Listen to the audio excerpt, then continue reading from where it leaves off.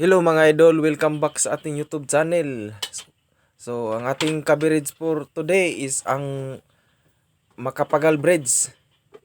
So, ito yung view ng Macapagal Bridge. So, dito tayo nakatayo sa malapit sa poste.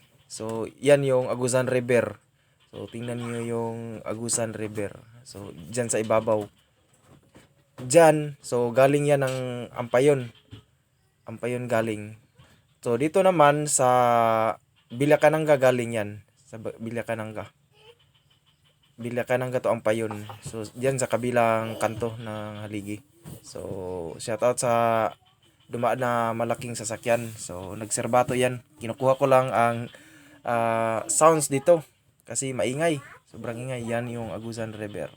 So dito naman tayo nagka-cover for today. So kung bago ka pa nanonood sa ating YouTube channel, don't forget to like, subscribe para updated ka sa sunod kong mga video. Paki-comment naman para ma-support ka sa aking YouTube channel. So don't forget to click the bell para sa mga upload ko, updated ka sa ating mga upload araw-araw dito sa ating YouTube channel. So yan yung kalagayan dito sa Macapagal Bridge. So medyo marami ng sasakyan na dumadaan dito ngayon sa oras na tingnan niyo sa ibabaw ng parte ng Agusan River. So dyan, so yan yung papuntang Ampayon na daan. So parang umuulan dito ngayon guys.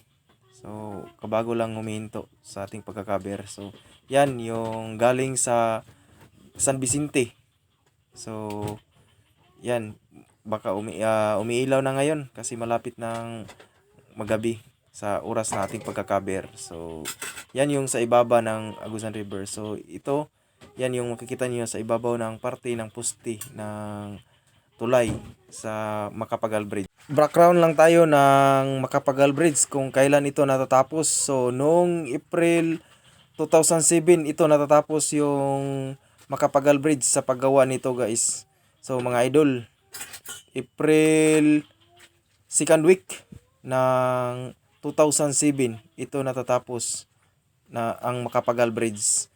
So yan yung konti lang na ating naibibigay sa inyo kung kailan ito natatapos. So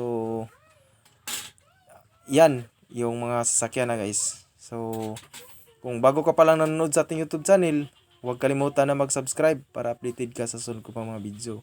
So malapit na tayo magtatapos sa ating video. Maraming salamat sa inyong panonood at walang sawang pagsuporta. Maraming salamat.